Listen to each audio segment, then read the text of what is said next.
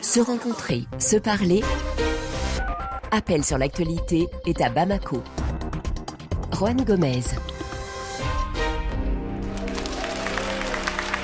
Bonjour à tous, merci de nous accueillir à Bamako, au Mali. Merci au public venu très nombreux pour participer à cette émission enregistrée vendredi dans l'amphithéâtre de la Faculté des sciences économiques et de gestion. D'ailleurs, je tiens dès maintenant, et on peut l'applaudir, je tiens dès maintenant à remercier le doyen de la faculté. Il nous a ouvert les portes, il nous permet de réaliser cette émission. Donc merci à lui. Alors ce matin, avec les étudiants, nous allons dresser un état des lieux de la situation sécuritaire au Mali. Vous le savez, pas une semaine ne passe sans que le pays soit endeuillé par des attaques djihadistes visant soit des militaires, soit des civils. On va essayer de voir ensemble ce matin comment le pays peut enrayer cette menace terroriste. Vous allez nous parler évidemment de l'opération Barkhane, l'opération française. On va s'intéresser à l'armée malienne, à la force du G5 Sahel qui, on le voit bien, peine à monter en puissance. On va s'interroger, est-ce que finalement la solution elle est forcément militaire ou faut-il préconiser le dialogue avec les djihadistes? Il y a tout juste 2 semaines sur l'antenne de RFI, le président Ibrahim Boubacar Keïta a confirmé l'existence de contacts avec 2 chefs djihadistes, Iyad Ghali et Amadou Koufa. Nous verrons évidemment comment le public réagit à cette nouvelle approche. Et puisque nous parlons sécurité, évidemment, la question de Kidal sera évoquée, le retour de l'armée reconstituée dans cette ville qui, pendant 6 ans, échappait au contrôle de l'État. Alors pour dialoguer avec le public très nombreux dans cet amphithéâtre, 2 invités, merci de les accueillir. Boubacar Ba, bonjour. Bonjour. Ministre de l'administration territoriale et de la décentralisation. À vos côtés, Choguel Maïga, bonjour. Bonjour. Président du mouvement patriotique pour le renouveau. Vous avez vu le nombre d'étudiants présents ce matin dans cet amphithéâtre. Messieurs, tous souhaitent prendre la parole et le micro RFI pour dialoguer avec vous. Je souhaite un débat franc, direct, sans tabou, mais respectueux bien évidemment. Le premier étudiant, je vous le présente, il est là au premier rang, il s'appelle Alpha. Bonjour. Bonjour. Alpha, vous avez 22 ans. Oui. Je disais à l'instant en préambule qu'on allait parler de la force Barkhane, les militaires français. Cette présence, elle a été critiquée ces derniers mois, elle l'est encore un peu aujourd'hui. Il y a des voix qui s'élèvent pour demander le départ de l'opération Barkhane et vous souhaitiez nous interpeller sur ce point précis. Bon, au fait, tout d'abord, suite à l'appel du président malien Djankounda Traoré à l'époque, président par intérim, le président français à l'époque, François Hollande, a déployé en urgence les forces... l'opération Serval en émo. Donc, qui est devenue en août 2014 l'opération Barkhane. Et ils avaient 2 objectifs centraux. Le premier, c'est d'arrêter maintenant la progression des groupes terroristes. Et le second, c'est d'aider le Mali à recouvrir son intégrité territoriale. Donc aujourd'hui, face maintenant à cette situation, on voit que maintenant ces 2 grands objectifs ne sont pas du tout respectés, ne sont pas du tout atteints. Et aujourd'hui, vous faites partie de ceux qui s'interrogent sur la présence française ? Bon, moi, oui, je m'interroge sur la présence française ici. Parce que leur présence ne nous a pas apporté beaucoup de choses à apprécier. Déjà, le fait d'arrêter les djihadistes en 2013, c'est considérable. Bon, pas du tout à l'échelle, parce que déjà, les objectifs qui se sont fixés jusqu'à maintenant ne sont pas atteints. Bon, on voit maintenant que la situation ne fait que prendre d'ampleur du jour à un autre jour. L'insécurité au Mali est devenue à son niveau paroxysme, parce qu'on voit beaucoup de localités en 2013 étaient sous contrôle gouvernemental, mais aujourd'hui ne le sont plus. Oui. Que demandez-vous aujourd'hui Bon, on demande le départ de ces troupes, puisqu'on ne voit pas ce qu'ils nous apportent. Au contraire, ils nous exploitent. Puisqu'on sait qu'aucun pays ne va pas accepter de rester dans un autre pays sans qu'ils ne visent des intérêts. C'est qu'ils sont là pour exploiter leurs intérêts ici. Donc pour vous, il y a forcément des intérêts derrière. Bien sûr. On va voir ce qu'en pense votre voisin et on fait réagir évidemment les invités. Bakary, bonjour. Bonjour. Vous avez 22 ans, Bakary. Oui. Vous partagez le point de vue d'Alpha à côté de vous? Contrairement à mon camarade, moi je suis d'accord pour la présence des forces étrangères au Mali. Je pense même que c'est une bonne idée d'envoyer plus d'autres soldats. Les effectifs de Barkhane augmentent. Hein. Oui. On passe il va y avoir 600 soldats supplémentaires dans les prochaines semaines. 220 de plus. 600. 220, c'était ce qui était annoncé à Pau par le président Macron. Et finalement, ce seront 600 hommes supplémentaires. Tout d'abord, je pense que nous avons un pays très vaste. Nous avons une superficie de 1 240 km². Donc, il n'est pas possible pour nous. Et puis nous avons des zones très difficiles à contrôler. Donc, je pense vraiment avec la présence des forces étrangères, nous pouvons gagner la première bataille, qui est la bataille des renseignements, d'information. Parce que nous sommes un pays, il faut le dire, nous n'avons pas assez de moyens financiers, techniques et humains pour faire face à cette guerre. Alors, on va faire réagir les invités qui vous écoutent. Monsieur le ministre, sur ce sentiment anti-Barkhane, comment l'avez-vous vécu ces derniers mois? Bon, je pense que la jeunesse peut se tromper, mais nous, en tant qu'adultes, nous ne pouvons pas nous tromper. D'abord, c'est le positionnement de Barkhane. Barkhane n'est pas partout. Barkhane fait partie d'un ensemble qui va du Tchad au Mali. Donc, c'est extrêmement dans le nord. Barkhane est en complémentarité avec EUTEM, qui est l'Europe organisée pour appuyer le Mali dans la formation de ses troupes afin qu'elles soient en capacité de préserver le pays. Donc c'est nous qui avons fait appel à la communauté internationale pour nous appuyer dans ce sens. Mais monsieur le ministre, aujourd'hui il y a une vraie frustration, on le constate dans ces témoignages, quand on fait un micro-trottoir et qu'on interroge les Maliens dans la rue. Oui, on est frustré quand on ne comprend pas la fonction des troupes étrangères. Il y a celles qui sont destinées à la formation et celles qui sont destinées à la guerre comme Barkhane, mais dans une aire géographique beaucoup plus élevée. C'est ça qu'il faudrait considérer. Oui. J'ai parlé tout à l'heure de UTM. Allez-y à Kouloukoro, allez voir combien de jeunes ont été formés par l'Europe en complémentarité avec ce que fait Barkhane. Il y aura des questions tout à l'heure, monsieur le ministre, sur la formation des militaires maliens. Je voudrais entendre Choguel Maïga, justement, sur ce sentiment anti-Barkhane. Comment l'avez-vous vécu également ces derniers mois? Vous savez, les sentiments anti-Barkhane, anti-français, anti-communauté internationale se nourrit principalement de l'absence de résultats. Vous savez, une politique n'est valable qu'au résultat. Lorsque l'opération Serval est intervenue en 2013, à la demande du gouvernement malien, c'était pour atteindre des objectifs qui ont été officiellement déclarés par le président français d'alors que le jeune vient de rappeler.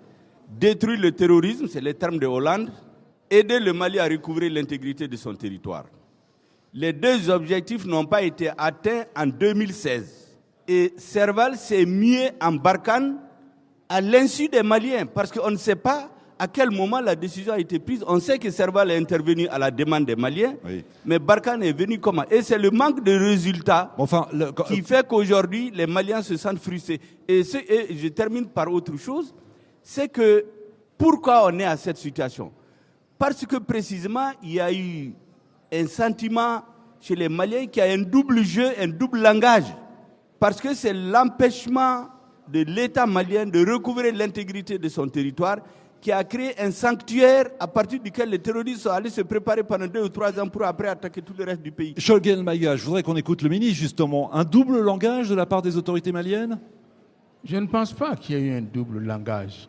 Expliquer la guerre, expliquer les forces en présence, ça a été expliqué. On a dit nous sommes en phase de reconstruction de l'armée après la débâcle de 2012. Et former une armée, ce n'est pas une question de jours, c'est une question d'années. Donc, l'appel à la communauté internationale a été très clair. Et dans ce sens, il ne faudrait pas qu'on dise qu'il n'y a pas eu d'informations claires à cet effet. Alors, vous parliez de l'armée, justement. Moussa est avec nous ce matin. Bonjour. Bonjour. Moussa, quel âge avez-vous? 22 ans. 22 ans. Vous souhaitiez nous interpeller, justement, sur les FAMA. Nous sommes dans une situation précaire. Nous sommes face aux terroristes. C'est très difficile de lutter contre le terrorisme. La question sécuritaire est une question très délicate. L'information est le principal actif. Bon, donc, quand on regarde, on sait que toujours les FAMA tombent dans l'embuscade. Bon, donc, on ne dispose pas de l'information. Il y a une asymétrie d'information. C'est ce qu'il faut s'approprier. Vous avez l'impression que votre armée, malgré les moyens déployés, les financements reçus par l'Union européenne et par les partenaires occidentaux, que votre armée, elle est toujours mal équipée, oui, mal fermée? Évidemment. Avant même de parler des forces étrangères, l'État malien alloue 20% du PIB à la sécurité. Bon, donc, de mon point de vue, ce n'est pas du tout insuffisant, mais c'est qu'il faut. Mais vous diriez que c'est de l'argent jeté par les fenêtres? Bon, je ne dirais pas ainsi, mais il faut voir l'efficacité de l'allocation de ces... Est-ce qu'il y a le résultat, comme l'a rappelé M. Choquel? Alors parce justement... que je les rejoins, parce qu'il faut voir... Une question est de prévoir, mais l'autre est de savoir si c'est réalisé. Choguel Maïga, 20% du budget de l'État est alloué à l'armée. Ça vous inspire quel commentaire? Ces dernières années, c'est d'ailleurs 25%. 25 même. Alors, ce que je voudrais dire, vous savez, l'armée, c'est un outil de travail dans les mains du pouvoir politique. L'armée d'un pays est toujours ce que veulent en faire les dirigeants politiques. Tout ce qu'on reproche à l'armée, ce n'est pas aux militaires qu'il faut le reprocher, c'est aux politiques. Je m'explique. L'armée malienne aujourd'hui a 5 problèmes principaux qui font qu'il n'arrive pas à faire face à la Alors, le temps passe très vite. Et là, les 2 problèmes principaux, selon vous. Le principal, c'est un problème de commandement. Lorsque vous changez de ministre de la Défense, de chef d'état-major général des armées, 5 à 6 fois en 5 ans, vous ne pouvez pas avoir une armée bien commandée. Vous avez un problème de financement. Lorsque on fait voter 1230 milliards pour équiper une armée en 5 ans, au bout du compte, on n'a aucun équipement militaire qui peut faire face, c'est-à-dire le vecteur aérien. L'armée n'est pas commandée, on a des hélicoptères, des avions achetés à grands frais qui sont cloués au sol. Alors, justement... Vous avez un problème de coordination entre les unités de l'armée. Quand les camps sont attaqués, souvent ça dure 7 à 8 heures de temps. Il n'y a pas de secours. Vous avez un problème de renseignement. Toutes les attaques sont préparées pendant des jours. Il n'y a pas de renseignement, les camps sont attaqués. Et enfin, une question de coordination entre les unités maliennes et les forces étrangères. Voilà le problème, et c'est tous des problèmes politiques. Monsieur le ministre, quand on voit qu'il y a des avions qui ont été achetés extrêmement chers pour défendre le Mali, des avions qui sont censés pouvoir voler de nuit et qui n'ont jamais pu décoller, ça laisse béat tout de même. Vous savez, dans toutes les transactions commerciales, il y a des aigres fins. Si certains ont été cloués au sol, aujourd'hui, les aéronefs sont opérationnels. Avant-hier, c'était à Somadougou, où on a neutralisé plusieurs dizaines de djihadistes et d'autres gens. Donc, ne restons pas dans les déficits, mais essayons de voir le progrès que fait cette armée-là avec les moyens dont on dispose. Regardez tous les blindés qui sont sur le terrain et qui sont en train de se mouvoir. Oui. Donc je ne pense pas qu'il faudrait revenir sur des choses qui sont passées dans 10 mois. Mais 5 ministres de la Défense en 6 ans. C'est normal. Quand il y a changement de gouvernement, on change les gens de poste. On a changé de Premier ministre, ça n'a choqué personne. Donc je pense que si les hommes ne sont pas en capacité, il faut les remplacer. Il y a Maïmouna qui souhaite dialoguer avec vous, monsieur le ministre, et monsieur Choguel Maïga. Bonjour Maïmouna. Bonjour à vous. Donc, je me prénomme Maïmouna. Je suis étudiante à la FSEG. Donc, moi, je vais juste intervenir au niveau de la question polémique, selon laquelle la présence des forces armées étrangères, oui ou non. Mais nous devons d'abord savoir que, avant la présence des forces étrangères, nous étions dans une situation catastrophique. Ça, c'est un point. Maintenant, la question que nous devons nous poser, c'est les avantages et les inconvénients de la présence des forces étrangères dans notre pays. Les avantages, normalement, qui ne sont pas peut-être respectés, selon moi. Donc, nous devons plutôt nous dire que les forces étrangères doivent être là pour un but précis, notamment avec la formation de nos FAMA, les stratégies, parce que nous ne pouvons aller dans un champ de bataille sans, au préalable, avoir une expérience ou une formation. Comment vous vivez le fait qu'il y ait, puisque vous parlez de présence étrangère, Barkhane, MINUSMA, G5 Sahel, cette superposition de forces, comment vous avez l'impression qu'elle est utile, qu'elle fonctionne? Il y a un vrai problème de coordination? Moi, je me dis qu'il y a sûrement un problème.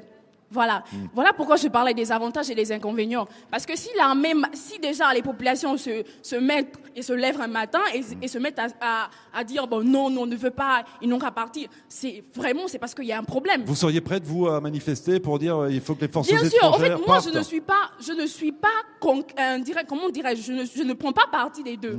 Au fait, moi, je vois l'avantage et l'inconvénient. Mais sûrement, il faut dire que les forces étrangères doivent être là pour un but précis, mais qui ne respectent pas. Alors, passez le micro à Mariam. Bonjour Mariam. Bonjour. Vous avez une question, vous avez un commentaire, on vous écoute. En fait, moi je pense que malgré la présence de toutes ces forces, que ce soit Barkhane, les forces du G5 Sahel, MINUSMA, il n'y a réellement pas de changement, quoi. Il n'y a pas de changement. Ils sont là, ils ne travaillent pas avec les femmes, en fait. C'est pas organisé. Donc, je pense que leur présence réelle, on se pose des questions, quoi. En fait. Vous n'êtes pas convaincu par la présence de toutes ces forces armées étrangères. Monsieur le ministre, ça a été évoqué par les deux dames qui sont au premier rang, les deux étudiantes, l'absence de coopération, de collaboration entre les forces étrangères et les forces armées maliennes. Vous reconnaissez que effectivement cette collaboration elle n'est pas optimale, elle n'est pas à 100%? La collaboration, comme je l'ai dit, s'est améliorée et s'améliore dans la mesure où les zones géographiques de retenir ne sont pas les mêmes. Aujourd'hui, depuis le 13 janvier, il y a une coordination réelle entre l'ensemble de ces forces-là et la redéfinition du type d'intervention des uns et des autres et la réqualification des mandats des uns et des autres. Vous parlez du mois de janvier, donc c'est à partir du sommet de Pau que les choses ont changé. À partir du sommet de Pau, on a réparti clairement et les commandements à 3 pieds. Mali, Barkhane, MINUSMA et G5 Sahel. Du Tchad à Gao et à Bamako. Donc il y a une coordination d'ensemble aujourd'hui et qui est en train de donner des résultats probants. Choguel Maïga. Vous savez, j'avais dit tantôt qu'une politique se juge au résultat. Pendant de 2013 à 2020, ça fait 7 ans, on n'a pas vu de résultats. La situation n'a fait qu'empirer. Maintenant, à partir de 2020, on nous a dit qu'il y a une nouvelle politique de coordination. Attendons quelques mois et quelques semaines, on va juger. Mais vous avez été convaincu, vous, par le sommet de Pau ou pas? Vous savez, moi, les grands sommets sont toujours à caractère politique. Moi, de mon point de vue, le sommet de Pau, c'était pour que le président français ait un mandat clair pour avoir un support juridique, politique et diplomatique à la présence française dans nos pays. Parce qu'en vérité, je vous avais dit que Serval s'est mis en Barkhane à l'insu des populations. Oui, vous auriez souhaité... Et donc, avec les manifestations dans nos pays, avec les soldats français qui étaient décédés, avec la situation qui pourrait s'empirer éventuellement, je pense que le président français voudrait se prémunir d'un certain nombre de garanties, au moins juridiques et politiques. Et 600 hommes supplémentaires, 600 soldats supplémentaires, quand on connaît la superficie du Sahel, est-ce que vous vous dites que la France aurait peut-être pu faire un effort supplémentaire? De mon point de vue, la sécurité de nos pays, il ne faut pas se tromper. Aussi longtemps que les forces nationales ne seront pas à la hauteur, les forces étrangères ne ramèneront pas la paix. Maintenant, attendons, comme je dis, quelques mois pour voir. On ne peut pas juger cette politique tout de suite. Monsieur le ministre, et on rend l'antenne à Paris pour le journal. Oui, je pense que quand on dit à l'insu, mais le 13 janvier, Serval était à l'insu de tout le monde. Vous n'aviez pas la lettre entre vos mains, M. Choguel. La lettre sont là, tout le monde. Non, j'ai dit aucun Malien. Le 12 janvier à minuit, le 13 janvier à minuit, j'étais en réunion politique, personne n'avait cette lettre. Mais on l'a su après. Mais attendez. Donc, ne polémiquons pas sur ça. Oui. Il y a une demande malienne aujourd'hui, il y a une demande sahélienne aujourd'hui qui a trouvé une réponse et on est en train de construire cette réponse dans la durée. Allez, on marque une pause, on retrouve la rédaction à Paris pour la dernière édition d'Afrique Matin et on revient évidemment avec les invités et le public ici à la Faculté des Sciences économiques et de gestion à Bamako. À tout de suite. Se rencontrer, se parler. Appel sur l'actualité est à Bamako. Juan Gomez. De retour à Bamako pour la dernière émission dans la capitale malienne. On donne ce matin la parole à la jeunesse, aux étudiants de l'université de la faculté des sciences économiques et de gestion. Nous dressons un état des lieux de la situation sécuritaire. On a beaucoup parlé en première partie d'émission de l'opération française Barkhane, de l'armée malienne, de la MINUSMA. On va aborder avec nos invités Choguel Maïga, président du mouvement patriotique pour le renouveau, et Boubacar Ba, ministre de l'administration territoriale et de la décentralisation. On va parler maintenant d'une autre perspective, celle du dialogue. On a bien vu qu'une partie du public ce matin n'était pas convaincue par la solution militaire. Faut-il privilégier donc le dialogue avec les djihadistes? Le président Ibeka l'a confirmé, c'était il y a 2 semaines sur l'antenne de RFI, il a confirmé effectivement qu'il y avait des contacts avec 2 chefs djihadistes. Bonjour Lamine, 23 ans. Qu'avez-vous pensé lorsque vous avez entendu le président malien confirmer justement ce dialogue avec les 2 chefs djihadistes? Je suis d'accord avec les négociations. Pour moi, la meilleure solution pour aller vraiment à une paix durable, c'est de négocier avec les djihadistes Yadagagali et Koufa. C'est la seule perspective qui reste, puisqu'on a vraiment tenté les solutions militaires et jusqu'à présent, il n'y a pas eu de résultats comme le dit M. Choguel. Vous dites qu'on peut dialoguer aujourd'hui avec ces 2 personnes que vous avez citées. C'est la seule possibilité pour aller vraiment à une paix durable. 2 personnes qui ont du sang sur les mains, qui ont tué des centaines de Maliens. Si vraiment c'est cette négociation qui nous permet vraiment d'aller à une paix durable, quel qu'en soit les prix, nous sommes prêts vraiment à supporter. Négocier quoi? Négocier, quel qu'en soit le type. Même s'il s'agit d'appliquer la charia, nous sommes prêts à aller. S'il s'agit vraiment de la paix. Ça remet en cause la laïcité. Bon, la laïcité, bon, ça dépend en un mot. Lorsque la loi de Dieu s'applique, c'est l'impur qui s'envoie. Donc l'application de la charia n'est pas dire forcément remettre en cause la laïcité de l'État. Donc vous n'avez aucune inquiétude, vous, sur cette voie préconisée par le président Ibeka? Si vraiment c'est une voie qui nous mène vraiment à la paix, je suis 100% d'accord. Amadou, bonjour. Passez le micro à Amadou, bonjour. Bonjour, Juan. Vous avez également 22 ans. Vous êtes dubitatif quand vous écoutez Lamine. Vous n'y croyez pas une seconde? Bon, moi je suis contre, parce que ça fait combien d'années qu'on est sur cette négociation qui nous a quasiment absolument rien abouti. Jusqu'à présent, la position officielle, c'est pas de négociation. Hein. Non, moi je suis contre. Oui. Je suis contre parce que ça fait combien d'années? On a investi combien de milliards dans cette négociation qui auront pu sauver des vies, qui auront pu créer d'emplois, qui auront pu faire quoi d'autre? Assez de choses. Donc pour moi, c'est-à-dire de continuer sur ce même chemin, c'est impossible. Il faut savoir ce qui a causé cette guerre. Donc plutôt... La guerre est causée justement par 3 causes. Le chômage et l'injustice. Si vous voyez le Nord... Oui. Donc vous dites qu'il faut s'attaquer aux causes profondes, effectivement. plutôt que d'essayer de dialoguer avec les djihadistes. Effectivement, pour dialoguer, il faut des informations. Pour prendre des décisions, il faut des informations. Il faut savoir ce qui a causé cette guerre. Oui. Cette guerre est causée justement par le chômage, par l'injustice. Donc moi, j'ai dit qu'il faut créer d'emplois pour les jeunes. Il faut avoir confiance aux hommes d'affaires maliens pour que nous puissions, c'est-à-dire investir. Oui, mais encore faut-il que les hommes d'affaires maliens aient envie d'investir dans un pays où la sécurité pose quelques soucis. On fait réagir les invités, si vous permettez. On donne la parole au ministre. D'accord, très bien. Monsieur le ministre, les Maliens ont quand même été assez surpris en découvrant que désormais le président Ibeka souhaitait dialoguer avec les djihadistes. C'est un virage à 180 degrés. Lui qui, il y a encore quelques mois, disait hors de question de dialoguer avec ces 2 chefs djihadistes. Bien, je ne pense pas que ce soit un virage à 180 degrés. La position officielle, ce n'était pas le dialogue. D'accord, oui, mais vous savez, ceux qui disent qu'on ne dialogue pas ne sont pas dans la gestion du pays. Prenons un exemple extrême. Les États-Unis et les talibans ont dialogué. Ça fait plusieurs années que le dialogue a commencé à Doha, au Qatar. Donc moi, je vous parlais de la réalité aujourd'hui de nos maires. Le maire de Femaï à Djéné, qui est pharmacien, jeune pharmacien comme vous.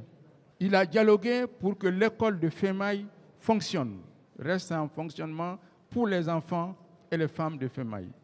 Il a négocié sous le feu, face aux milices de tous bords, avec les djihadistes pour que ces centres de santé fonctionnent. Le maire de Gatcheloumo, Boubou Bokoum, assure la santé à Gatcheloumo. Alors, les exemples sont nombreux. Les exemples de dialogue sont nombreux avant même que le dialogue national inclusif l'ait proposé et l'ait inscrit et que le président n'en parle. Donc le dialogue est une réalité qui est en train de se faire. Je vous redonne le micro dans un instant. Choguel Maïga, il est temps de dialoguer avec les djihadistes. C'est important de dire 2 à 3 choses. Nous sommes devant des étudiants. C'est important qu'ils comprennent. Quand l'extérieur intervient dans un pays, c'est suivant l'article 51 et 54 de la Charte de l'ONU. Il y a toujours une demande officielle d'un État qui est rendue publique avant ou après. Ce que vous avez dit, c'est que le chef de l'État, en juin, a donné une interview pour dire qu'ils ont du sang sur les mains, donc il ne négociera pas avec eux, au mois de juin. Plus tard, il dit qu'il faut négocier. Je pense qu'un chef d'État, il a beaucoup plus d'éléments d'appréciation que beaucoup de citoyens. S'il a changé, peut-être qu'il sait pourquoi il a changé. Mais ce que je veux dire, c'est qu'il faut savoir qu'est-ce qu'on négocie d'abord. À la date d'aujourd'hui, on ne sait pas qu'est-ce qui va être négocié. Choguel Maïga, est-ce qu'il y a des lignes rouges à ne pas franchir? Tout à l'heure, un jeune disait, moi, si pour obtenir la paix, il faut instaurer la charia, eh bien je dis, instaurons la charia. Est-ce qu'il n'y a pas des lignes rouges à franchir? Je vais leur donner un exemple pour dire qu'il faut pas, on ne peut pas répondre à ces questions en oui ou non. Prenez par exemple le mariage. On est dans un état laïque. Mais au Mali, si vous célébrez le mariage à la mairie, suivant le droit positif malien, tant que vous n'irez pas chez l'imam, votre mariage n'est pas reconnu par la société. Mais quand vous mariez chez l'imam, même lorsque vous ne partez pas à la mairie, votre mariage est reconnu par la société. C'est la charia ou non? C'est pourquoi il faut gérer les problèmes avec intelligence. Je trouve que ceux qui sont à la tête du pays doivent apporter des solutions aux problèmes concrets qui sont posés à un pays concret. Il ne faut pas rester dans les schémas venus d'ailleurs. La charia ou non, on n'est pas pour. Monsieur le ministre, très rapidement, et on redonne le micro aux étudiants, il y a des lignes rouges à ne pas franchir, des sujets sur lesquels il est hors de question de négocier avec les djihadistes? Attendons d'abord que nous posions tous les problèmes. Moi, je vous parle de ce que je gère. Quand nous avons amorcé dans mon ministère le dialogue à Mopti, dans plus de 20 communes, quels sont les indicateurs que nous avons posés? Que l'école soit ouverte et qu'elle fonctionne, que le centre de santé fonctionne, qu'il y ait la libre circulation, etc. Mais en contrepartie, vous leur proposez quoi aux djihadistes? Tout ce qu'ils m'ont demandé, qu'on enseigne l'arabe l'après-midi dans les écoles et que la cantine scolaire fonctionne. Voilà les deux conditions que tu posais. J'ai dit ça ne me pose absolument aucun problème. Oui. Allez, on donne le micro à Aïdara. Bonjour. Bonjour. Vous souhaitez nous parler du retour de l'armée malienne à Kidal? Je pense que la présence de l'armée malienne à Kidal est une très bonne chose. Car ça fait des années maintenant, le Kidal était un territoire coupé du Mali, il faut reconnaître. Aujourd'hui, si on voit la présence de l'armée malienne à Kidal, cela prouve maintenant qu'il y a une forte collaboration entre les groupes armés et l'armée malienne. Mais c'est une armée reconstituée, c'est-à-dire que vous avez effectivement des militaires de l'armée régulière, des FAMA, mais aussi des ex-rebelles. Oui. Mais vous trouvez ça normal que des gens qui ont pris les armes puissent à un moment donné rejoindre l'armée régulière? Oui, je trouve ça normal parce que ce sont des personnes, ce sont des gens comme nous, ce sont des Maliens comme nous, ce sont même ces gens-là qui étaient considérés maintenant comme des ex-rebelles.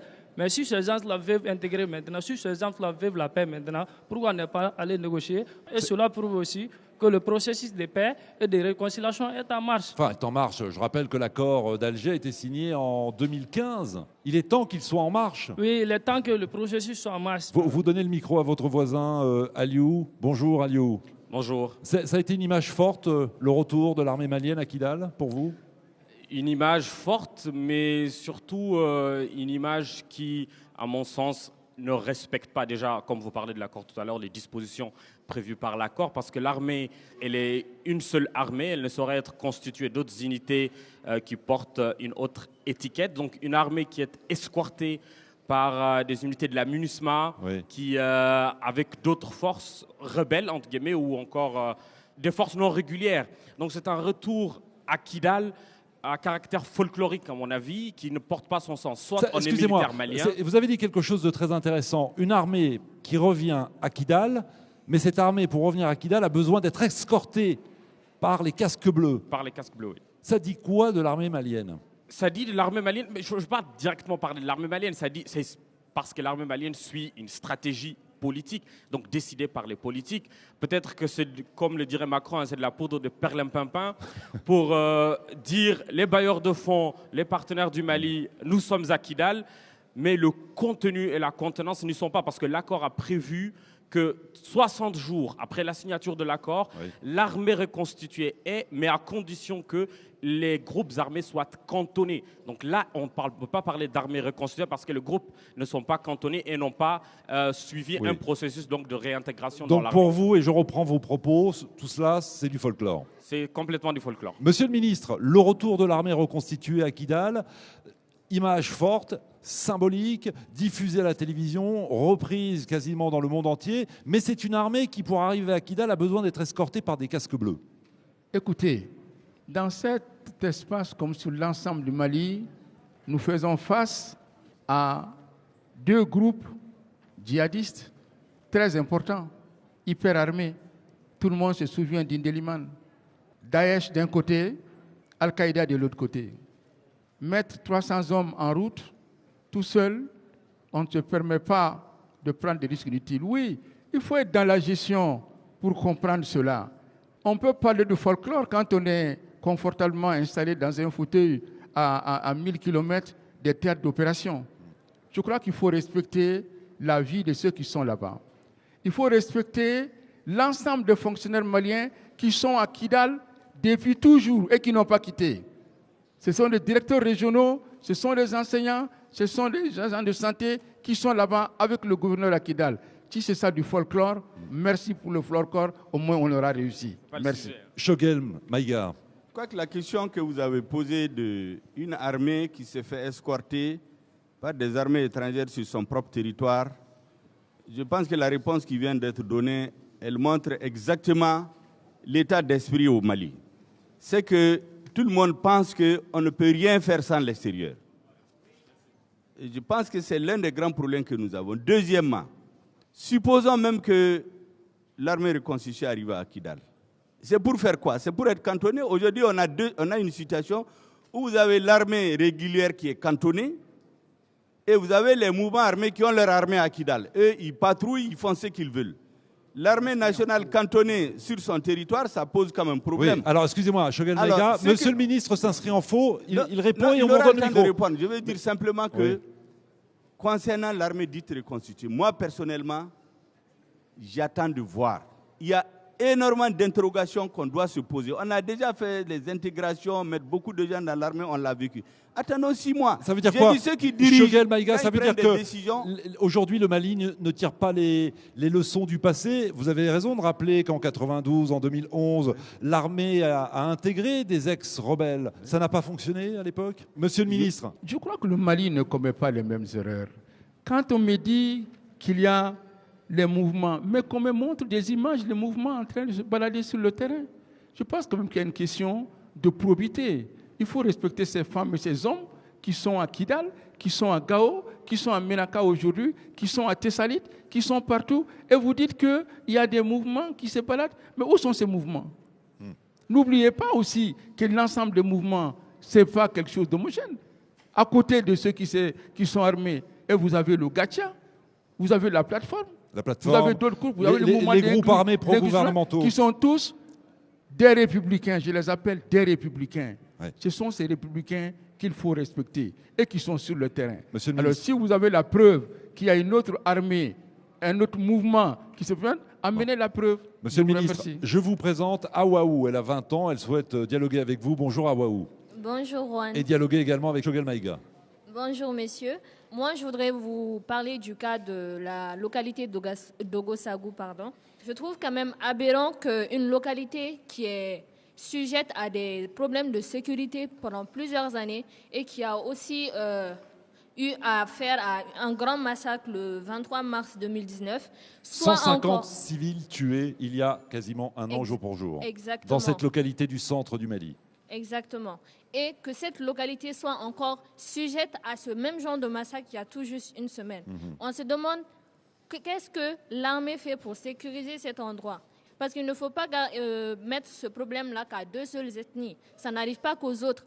Ça peut arriver à n'importe quelle ethnie. Je rappelle aux auditeurs qui nous écoutent à travers le monde pour resituer le contexte. Effectivement, les ethnies Peul, Bombara, Dogon, ce sont des communautés où il y a régulièrement des tensions. C'est quelque chose de très récurrent. Seulement, voilà, depuis 2-3 ans, ces tensions se sont parfois transformées en tueries.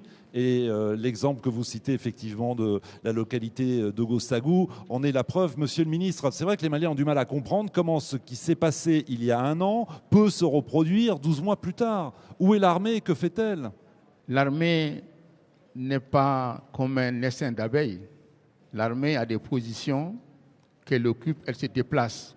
Ogosagou 1, Ogosagou 2, ce que je peux vous dire, mademoiselle, c'est qu'aujourd'hui, le ministère de la Justice a fini son travail. Et ceux qui ont commis ces actes, très bientôt, seront traduits devant les juridictions. Oui, parce qu'à l'époque, les autorités, il y a un an, ont ouvert une enquête et donc il va y avoir un procès prochainement. Et les enquêtes sont bouclées et les procès auront lieu. Shogel Maïga, sur les événements à Ogosagou, dans la région de Mopti. Ogosago indique simplement qu'on ne tire pas les leçons du passé. C'est ce que je viens de dire. Qu'on se trompe une fois, 2 fois, la 3e fois, on ne s'est pas trompé, ça veut dire qu'on ne comprend pas, on ne sait pas faire. Dire aujourd'hui que les gens vont être jugés, ceux qui sont morts, qui va les ramener? Il fallait prendre les dispositions pour qu'il n'y en ait pas au Ogosago 2. Deuxièmement, vous savez, à Kidal, il y a les forces qu'on appelle les forces de l'inclusivité. Il y a 35 militaires que les mouvements armés leur ont interdit d'aller à Kidal. Ils font partie du contingent. Ça veut dire qu'il y en a qui décident en dehors de l'État malien. Et puis on a vu les mouvements armés défiler à Kidal avec des armes. Ces armes sont où? On n'a pas dit aux Maliens. Donc, moi je pense que pour parler de probité, il faut qu'il y ait la probité en direction du peuple malien. Qu'on dise tout le temps la vérité aux Maliens. Et lorsqu'il y a des difficultés dans la gestion que tout le monde reconnaît, moi je sais que quelqu'un qui est au pouvoir n'a pas les mêmes problèmes à gérer que celui qui n'est pas au pouvoir. Mais il faut toujours dire la vérité aux Maliens. Oui, mais Choguel Maïga, vous savez bien, après il y a des secrets défense, on ne peut pas tout dire au grand public. On arrive quasiment à la fin de cette émission. Je voudrais vraiment qu'on donne la parole à Fanta. Bonjour Fanta. Bonjour. Moi, je m'aimerais aborder le sujet éducatif en fait. Parce que face à cette crise d'insécurité au Mali, l'État a tendance à oublier l'éducation malienne. Ça va de plus en plus mal en fait. Comme on a l'habitude d'entendre dire que oui, que l'éducation est la base du développement d'un pays, c'est tout au contraire que nous, les étudiants de cette faculté ou encore de l'autre faculté, nous sommes en train de vivre en fait. C'est-à-dire que quand vous voyez que l'État malien consacre 25%, le chiffre a été confirmé tout à l'heure par le ministre, 25% de son budget à l'armée, vous vous dites... Finalement, pour l'éducation, il n'en reste que des miettes. Il ne reste que des miettes, en fait. Parce que pour parler du développement, il faudra mettre l'accent sur l'éducation, en mettant ces étudiants en condition. Vu avec l'effectif pléthorique dans les petites salles, on a du mal même à attendre les écoutants, en fait, quoi. Les professeurs... Alors, monsieur le ministre vous répond. On est bientôt obligé de rendre l'antenne. Monsieur le ministre, 25% pour l'armée... Et quel pourcentage pour l'éducation? 25% pour l'éducation nationale. Donc l'éducation nationale n'est pas déshabillée pour habiller l'armée et ni le contraire. Comme vous l'avez dit vous-même et votre collègue, c'est une jeunesse engagée. Nous avons été jeunes comme vous. En notre temps, nous nous sommes engagés. Moi, je suis plus âgé que Choguel.